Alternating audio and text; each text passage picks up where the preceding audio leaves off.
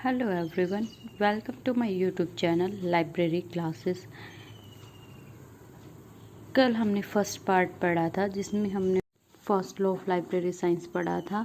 हमने कल डिस्कस किया था 5 लॉज ऑफ लाइब्रेरी साइंस। कब कब बुक पब्लिश की गई और कब यह 5 लॉज को बना दिया गया था। किसकी हेल्प से 5 लॉज को पब्लिश किया गया था, किसके द्वारा 5 लॉज ऑफ लाइब्रेरी साइंस लिखे गए थे, सब हमने क्या फर्स्ट पार्ट में पढ़ा था। जो फर्स्ट लॉ था वो था books are for use. First law में हमने डिस्कस किया था जो लाइब्रेरी की लोकेशन है, लाइब्रेरी हावर है। थर्ड पॉइंट में हमने इसका बिल्डिंग एंड फर्नीचर के बारे में पढ़ा था। लास्ट एंड फोर्थ पॉइंट जो था वो था स्टाफ।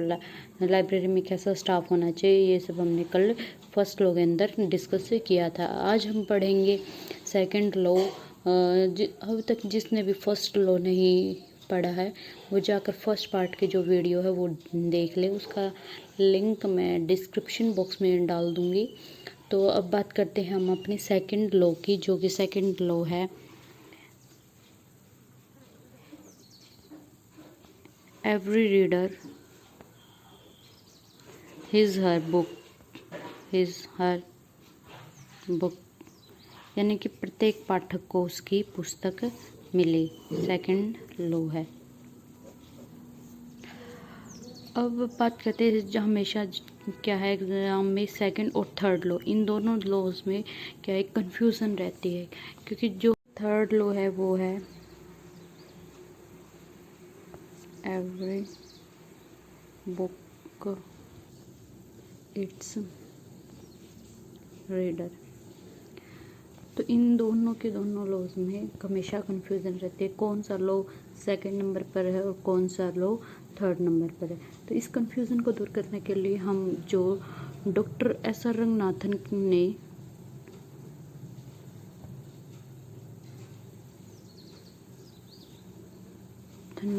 जो त्रिमूर्ति अवधारणा दी थी, त्रिमूर्ति अवधारणा दी थी,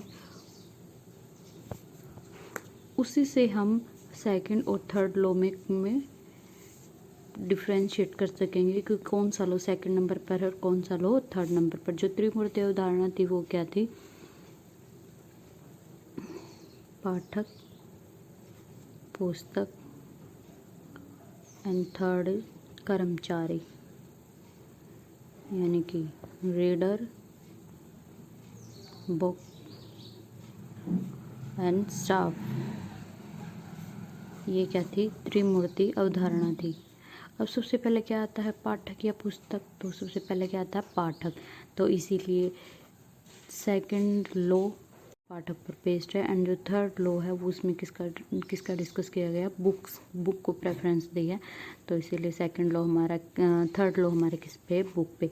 तो अब आगे से अगर क्वेश्चन पूछा जाएगा एग्ज़ाम में तो ये आंसर आप दे सकते हैं कौन सा लॉ सेकंड है एंड कौन सा लॉ थर्ड है।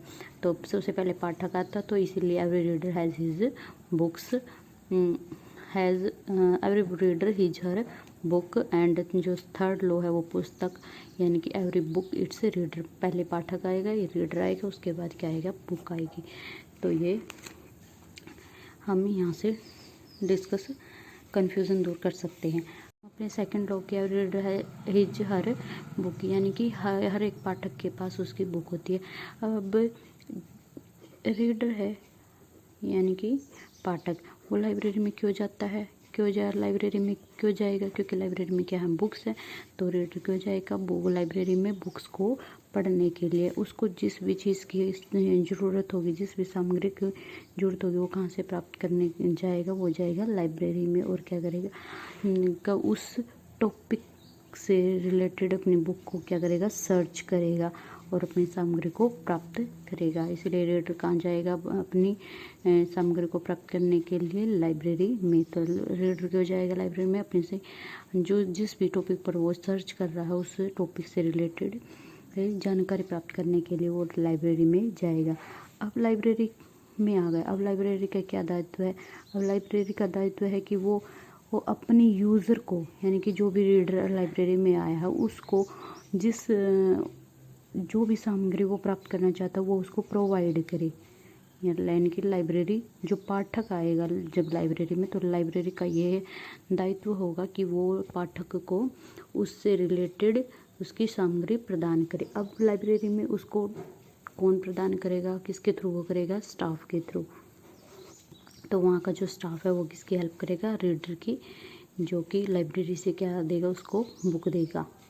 अब हम बात करेंगे कि लाइब्रेरी का कलेक्शन कैसा होना चाहिए। जो लाइब्रेरी का कलेक्शन होना चाहिए वो एक यूनिक कलेक्शन होना चाहिए, यानी कि वहाँ पर सभी प्रकार के बुक जो है अवेलेबल होनी चाहिए, ताकि कोई भी रीडर जाए तो वो वहाँ जाकर अपनी सामग्री के लिए वहाँ पर जाकर सेटिस्फाई हो सके, किस कोई भी ऐसा पाठक ना हो जिसको वो सामग्री ना मिले। इसीलिए लाइब्रेरी का कलेक्शन कैसा होना चाहिए, यूनिक होना चाहिए, ज़्यादा कलेक्शन होना चाहिए, बहुत सारी ज़्यादा बुक्स होनी चाहिए।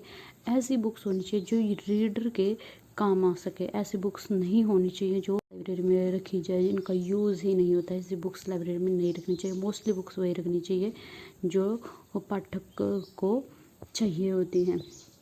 इसका कलेक्शन क्या होना चाहिए, लार्ज अमाउंट में उसका कलेक्शन होना चाहिए। अब हम बात करते हैं इसके फर्स्ट पॉइंट की। इसका जो फर्स्ट पॉइंट है वो है obligation of state. Obligation of state यानी कि राज्य का दायित्व।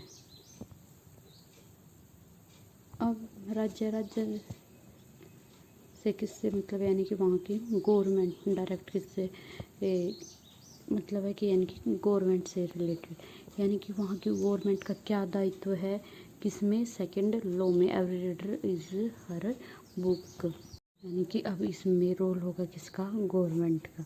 अभी जब एक पब्लिक लाइब्रेरी है, पब्लिक लाइब्रेरी में किसका रोल होता है, स्पेशली गवर्नमेंट का रोल होता है। अब हमने पढ़ा, पीछे हमने पढ़ा था जो पब्लिक लाइब्रेरी होती है वो किससे रिलेट को उसमें किसकी भूमिका होती है, उसमें गवर्नमेंट का रोल होता है। तो ये क्वेश्चन पूछा जाता कि कौन सा लॉ पब्लिक लाइब्रेरी से रिलेटेड है, तो उसको हम बता देंगे कि सेकंड जो लॉ है वो किससे रिलेटेड है, पब्लिक लाइब्रेरी से। लाइब्रेरी साइंस के जितने भी लॉ हैं, 5 लॉज जो भी लॉज हैं, वो ये मेंशन नहीं है कि स्पेशल लॉ किसी एक लाइब्रेरी के लिए नहीं है, कि ये लॉ सिर्फ इसी लाइब्रेरी के लिए नहीं है। नहीं, ये मतलब ये मोस्टली इंडिकेट करता है किसको, सेकंड लॉ को। तो इसका मतलब ये नहीं है कि स्पेशलिस्ट किसी एक लाइब्रेरी के लिए नहीं है। लाइब्रेरी साइंस के जो भी लॉ है वो स्पेशल किसी एक लाइब्रेरी के लिए नहीं है, वो सभी प्रकार की लाइब्रेरीज के लिए है। सभी लॉ सभी प्रकार की लाइब्रेरीज के लिए ही है, चाहे वो एकेडमिक लाइब्रेरी हो, चाहे वो नेशनल लाइब्रेरी हो, चाहे वो स्पेशल लाइब्रेरी हो। यानी कि सारे जो लाइब्रेरी है वो सभी के लिए है। सिर्फ ये स्पेसिफिकेशन मोस्टली डिस्कस किया जाता है सेकंड लॉ के अंदर पब्लिक लाइब्रेरी को। इसीलिए ये क्वेश्चन पूछ लिया जाता है कि पब्लिक लॉ किस लाइब्रेरी से संबंधित है, तो वो लॉ है सेकंड लॉ से संबंधित है। जो ये सेकंड लॉ है, इसमें किसकी इम्पोर्टेंस दी गई है, इसमें इम्पोर्टेंस दी गई है रीडर की।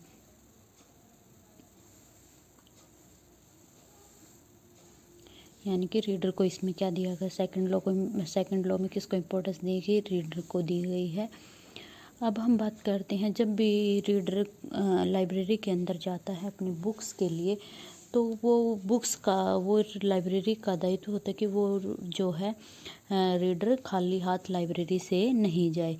इसके लिए लाइब्रेरी को क्या चाहिए, इसके लिए लाइब्रेरी को चाहिए कि उसके लाइब्रेरी में क्या होना चाहिए, कि कलेक्शन होना चाहिए। वो जो कलेक्शन है वो कैसा होना चाहिए, एक लार्ज अमाउंट में कलेक्शन होना चाहिए, ताकि जब भी रीडर जिस भी टॉपिक से रिलेटेड अपनी बुक को लेने आए तो वो वहाँ से खाली हाथ ना जाए, वो बुक वो अपने साथ लेकर ही जाए। कोशिश रहे लाइब्रेरी की वो रीडर को क्या दे, बुक दे। यानी कि लाइब्रेरी को क्या करना चाहिए, रीडर को सेटिस्फाई करना चाहिए।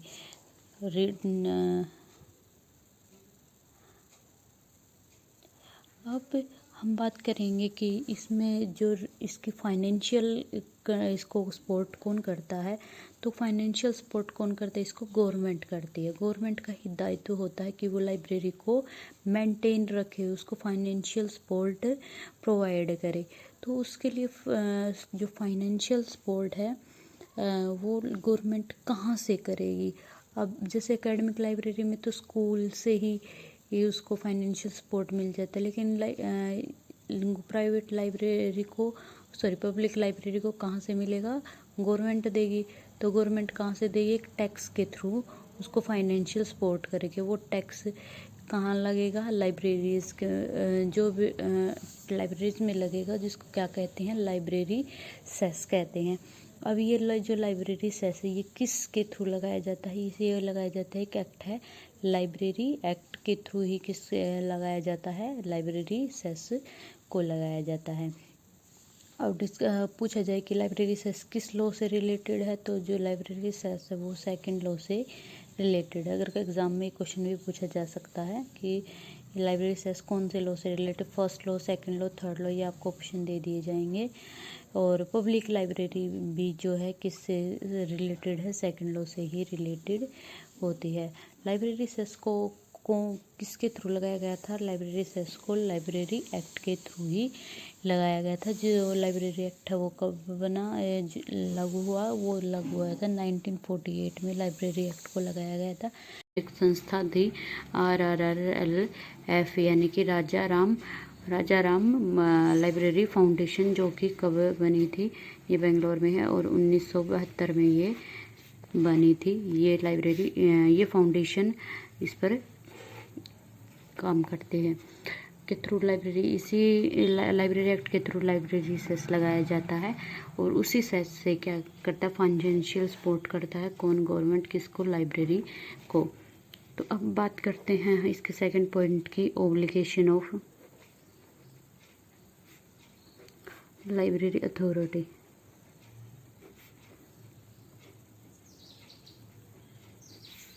यानी कि अब पुस्तकालय प्राधिकरण का क्या दायित्व है। सबसे पहले बात आती है इसकी, अब जो लाइब्रेरी सेस मिला, अब इसको कौन आगे यूज़ करेगा, तो वो करेगा लाइब्रेरी अथॉरिटी। लाइब्रेरी अथॉरिटी का काम है कि वो सबसे पहले क्या करेगा, बुक को सिलेक्शन करेगा। बुक की सिलेक्शन ये कौन बात करेगा, लाइब्रेरी अथॉरिटी, कि कौन सी बुक सेलेक्ट करनी है, कौन सी बुक लाइब्रेरी में के अंदर रखनी है, कौन सी नहीं रखनी, ये सब डिसीजन कौन लेगा, लाइब्रेरी अथॉरिटी। जितना भी फाइनेंशियल सपोर्ट मिला है गवर्नमेंट के द्वारा, उस वित्त से वो डिसाइड करेगा कि उस वित्त को वो यूज़ करेगा किसमें, अच्छे से प्रयोग करेगा। फर्नीचर, अच्छा गुड फर्नीचर लेके आएगा, उसके लिए स्टाफ की सुविधा करेगा, उसकी बुक की सिलेक्शन प्रोवाइड करेगा। अगर वित्त के अकॉर्डिंग ही वो वहाँ का फर्नीचर, स्टाफ और बुक सिलेक्शन कर पाएगा। जितना वित्त होगा उसी के अकॉर्डिंग वहाँ पर उतना ही अच्छा वो बुक का सिलेक्शन दे पाएगा। जिसमें यूजर्स की बुक को सिलेक्ट करते समय उसको किस चीज़ का ध्यान रखना चाहिए, यूजर की चॉइस क्या है, उसी के अकॉर्डिंग वो अपनी लाइब्रेरी में क्या रखेगा, बुक को रखेगा। इसके लिए एक कमेटी बनाई गई थी, लाइब्रेरी मैनेजमेंट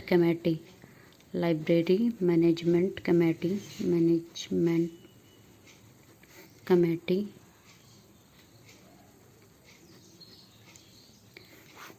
जो क्या डिसीजन लेती है, कि वो ये डिसीजन लेती है कि इस वित्त का यूज कैसे करना है, और कहाँ करना है, ये सब कौन डिसीजन लेगी, लाइब्रेरी मैनेजमेंट कमेटी। अब उसको यूज़ करने के लिए ये क्या बनाएगी, एक बजट बनाएगी। लाइब्रेरी मैनेजमेंट कमेटी है वो क्या बनाएगी, एक बजट तैयार करेगी। इस बजट में वो पहले से ही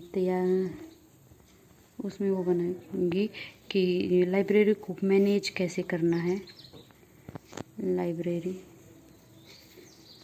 को मैनेज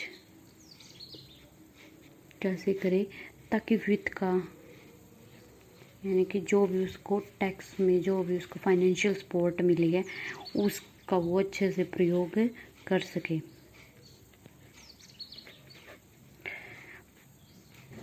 इसका अच्छे से प्रयोग करे ताकि प्रत्येक पाठक को बुक मिले।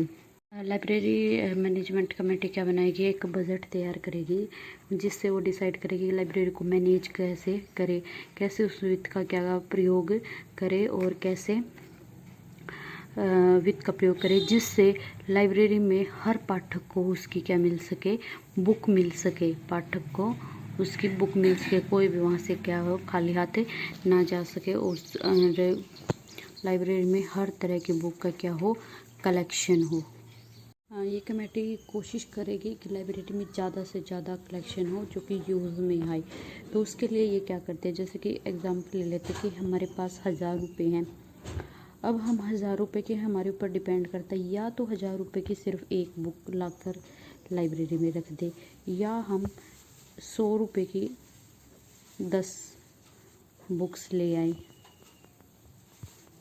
या हम 100 रुपये की कितनी बुक्स ले आए, 10 बुक ले आए। यानी कि इन 10 बुक को क्या करेंगे, ज़्यादा रीडर पढ़ेंगे और एक बुक को सिर्फ एक ही बंदा पढ़ सकेगा। तो इसके लिए क्या है, हम किसको प्रेफरेंस देंगे, हम देंगे इसको प्रेफरेंस। यानी कि हम 1000 रुपये की एक बुक ना लाकर लाइब्रेरी में हम 100 रुपये वाली ऐसी बुक लेके आएंगे जिसको 10 रीडर पढ़ सके। तो ऐसा बजट हम लाइब्रेरी कमेटी हम बनाती है।